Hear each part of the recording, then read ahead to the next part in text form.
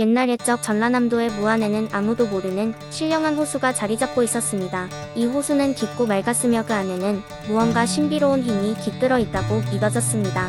주변 마을 사람들은 호수를 신성시하며 종종 이곳에서 기운을 비는 제사를 올리곤 했습니다. 호수 근처에는 작은 나무 오두막이 있었고 그곳에는 오래된 나무 지팡이를 짚고 다니는 노인이 살고 있었습니다. 사람들은 이 노인을 호수의 수호자라고 불렀습니다. 노인은 마치 자연과 한 몸이 된 듯 자유롭게 호숫가를 거닐며 자연의 소리를 듣고 이야기를 나눌 수 있는 특별한 능력이 있다고 전해졌습니다. 어느 날 무안 마을에는 극심한 가뭄이 찾아왔습니다. 논밭은 갈라지고 주민들은 점차 지쳐갔습니다. 사람들은 하나 둘씩 호수에 찾아가 도움을 청했지만 기적은 쉽게 일어나지 않았습니다. 절망에 빠진 마을 사람들은 노인을 찾아갔습니다. 그들은 노인이 호수의 비밀을 풀고 마을을 구해줄 것이라고 믿었습니다. 그리하여 노인은 호수에서 큰 바위에 앉아 호수의 마음을 들으려 애썼습니다. 시간이 흐르고 노인은 조용히 눈을 감았습니다. 이윽고 노인의 마음속에 호수의 영혼이 다가왔습니다. 호수는 노인에게 이렇게 말했습니다. 이곳의 평화를 위해 자연의 순환을 망각하지 말라. 자연의 순리는 인내와 조화 속에서 이루어질 것이다. 노인은 호수의 메시지를 마을 사람들에게 전했습니다. 이후 마을 사람들은 더 이상 호수를 마구잡이로 이용하지 않고 자연을 돌보고 존중하는 법을 배웠습니다. 그러던 어느 날 하늘에서 큰 비가 내리기 시작했고 마을의 논밭에 생명력이 돌아왔습니다. 사람들은 기뻐했으며 모두 같이 호수에 가서 감사를 전했습니다. 이후에도 무안의 호수는 여전히 맑고 깨끗한 물을 간직한 채 수많은 사람들에게 평화와 조화를 전달하는 신성한 장소로 남아있었습니다. 사람들은 이 호수의 전설을 오래도록 전하며 자연과 조화를 이루는 삶을 살기로 다짐했습니다.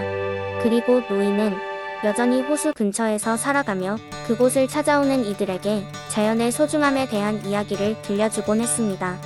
호수는 그렇게 또 하나의 전설을 만들고 무안의 중요한 역사가 되어 갔습니다. 두 번째 이야기. 한반도 남동쪽 끝에 위치한 울산은 삼면이 바다로 둘러싸여 있으며 신비로운 전설이 얽혀있는 곳이다. 이 지역에는 바람과 함께 전해 내려오는 오래된 동화가 있다. 오래전 울산은 사람들이 한 번도 본 적 없는 엄청난 크기의 바람용이 지배하는 땅이었다. 이 바람용은 하늘을 가로지르며 바다와 산을 넘나들었고 사람들은 이 용의 숨결 속에서 삶을 영위했다. 바람용은 단지 자연의 지배자일 뿐 아니라 인간들 삶의 일부였다. 바람용이 울면서 바다에 거대한 파도를 일으키면 어부들은 외항을 떠날 기회를 얻었고 용이 웃으며 산들을 넘어가면 농부들은 풍작을 예고받았다. 그러나 모든 것이 영원할 수 없듯 어느 날 바람용에게 큰 시련이 찾아왔다. 사람 속에서 태어난 남매가 있었는데 그들은 바람에 사랑받은 자들이었다. 남매는 대자연과 교감하며 성장했고 그들 주위에는 항상 가벼운 바람이 감도는 것으로 유명했다. 형은 하늘처럼 자유로운 영혼을 가졌고 자애로우며 현명한 누이는 불꽃의 향기를 닮았다. 그들은 바람용과 친구처럼 지냈지만 어느 날 마을에 큰 재앙이 닥쳤다. 마을에 한 악한 무리의 침입자가 들이닥쳤다. 그들은 바람의 신령한 힘을 빼앗으려 했고 마을 사람들을 괴롭혔다. 그들의 행위로 인해 자연의 균형이 무너지기 시작했다. 남매는 용기를 내기로 결심했다. 누이는 바람용에게 다가가 도움을 요청했고 형은 무리 앞에 가서 용기 있는 결투를 벌였다. 그들의 결심과 용기의 힘으로 인해 바람용은 드디어 자신의 진정한 힘을 발휘해야 했다. 바람용은 하늘로 높이 솟아올랐다. 수십 개의 푸른 그늘이 빛나며 평화와 정의를 위해 땅을 수호했다.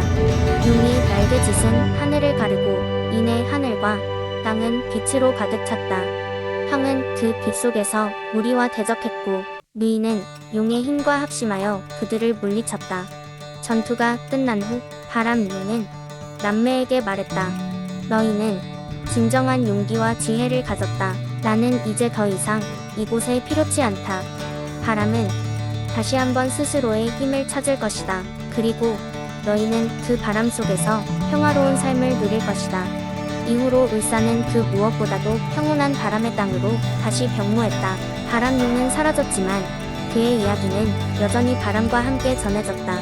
남매는 그 바람 속에서 살며 울산의 행복한 전설을 이어갔다.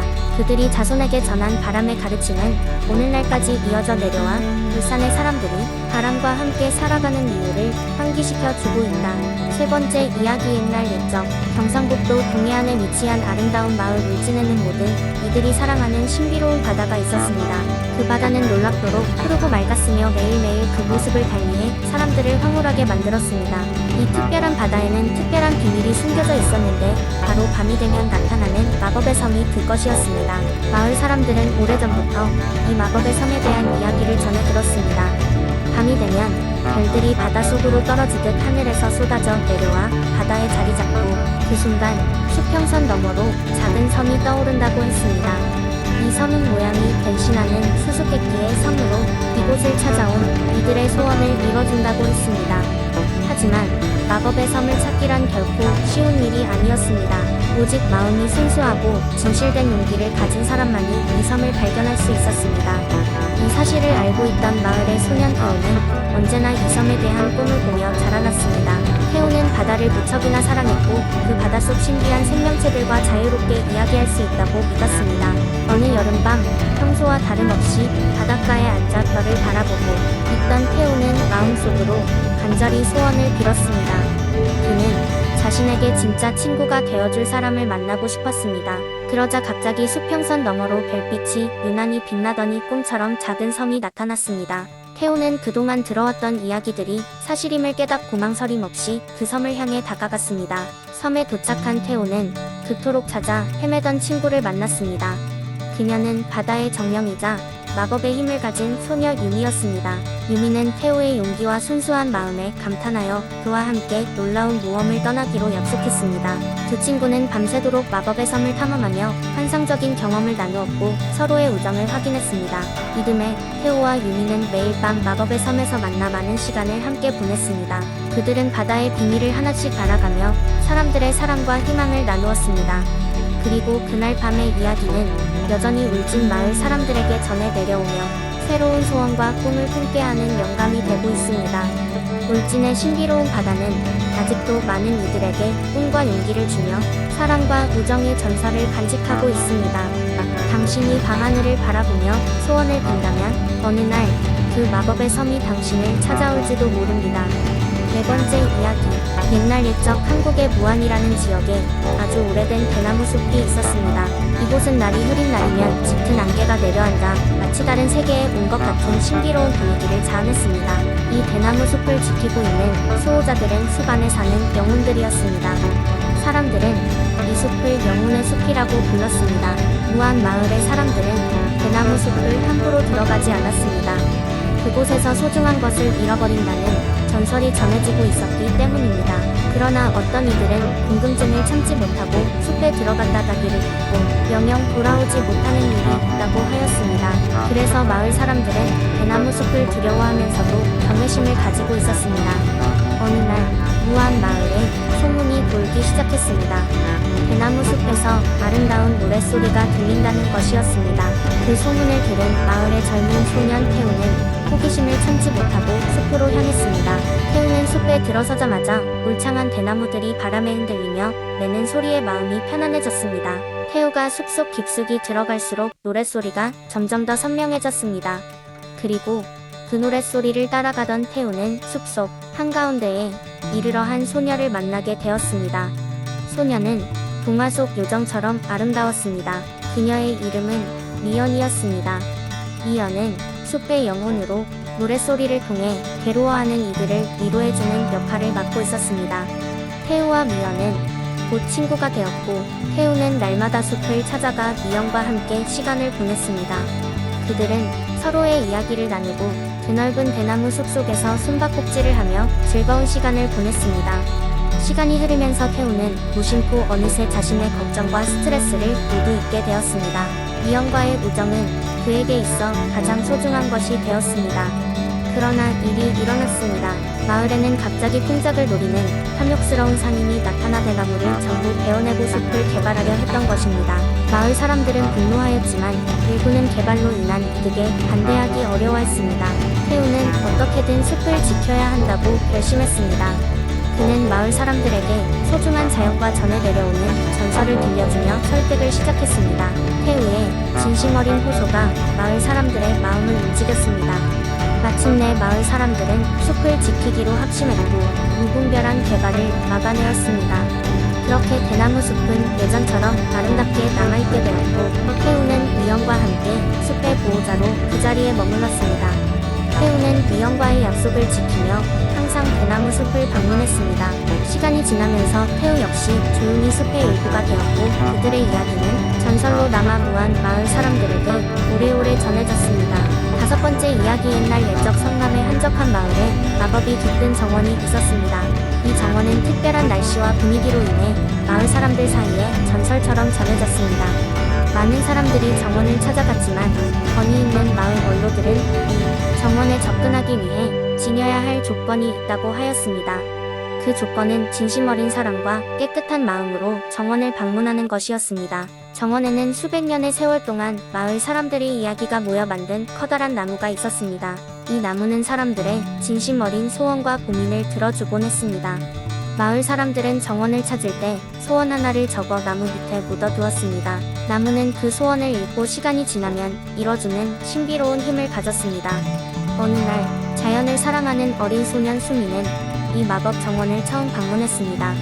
수미는 매일같이 마을 근처의 숲과 강가를 뛰어다니며 자연을 만끽하곤 했습니다. 소년의 밝고 순수한 마음은 마을 사람들에게도 큰 사랑을 받았습니다. 수미는 정원에 들어가기 전 마을 원로에게 들은 이야기를 떠올리며 진심으로 자신의 소원을 한 장의 종이에 적었습니다. 그는 부모님의 건강과 모든 사람들의 행복을 비는 글을 썼습니다. 그날 이후로 정원은 수민에게 특별한 친구가 되어주었습니다. 때로는 수민이 힘들고 지칠 때면 정원을 방문해 나무 곁에 앉아 자신의 이야기를 들려주었습니다. 정원은 항상 고요한 듯 하면서도 그 속에서는 알 수 없는 따뜻함이 흐르고 있었기에 수민은 목잘 웃음을 되찾았습니다. 몇 년의 세월이 흐르고 수민은 이제 성인이 되었습니다. 그는 어릴 때부터 꿈꾸던 환경보호활동가로서의 길을 걷고 있었습니다. 어느 날 수민은 마을을 다시 방문하였고 마법의 정원에서도 오랜만에 시간을 보냈습니다. 그의 지난 시절 아련한 기억이 떠올라서 그는 나무 앞에 앉아 옛날 잠들었던 소원을 다시 생각했습니다. 그날 밤 정원의 나무는 부드러운 빛을 발하며 수민의 앞에 섰습니다. 나무는 부드럽고 젠틀한 목소리로 수민에게 말했습니다. 너의 소원은 항상 이곳에 머무르고 있다. 하지만 너의 사랑과 노력이 바로 그 소원을 이루었다. 수민은 그 순간 자신이 걸어온 길과 지금의 자신 그리고 마법 정원에 대한 끝없는 감사를 느꼈습니다. 그 후로도 마법의 정원은 변함없이 그 자리에 있었고 마을 사람들은 변함없이 그곳을 찾아와 자신의 소원을 믿고 그 나무에 이야기하곤 했습니다. 결국 그 정원은 수많은 사랑과 진실된 마음으로 이루어진 행복의 상징이 되었으며 앞으로도 계속해서 그 역할을 이어나갈 것입니다. 마을 사람들은 그렇게 말하곤 했다. 진심 어린 마음은 결코 지나쳐지지 않으며 정원은 항상 그 마음에 응답할 것이다.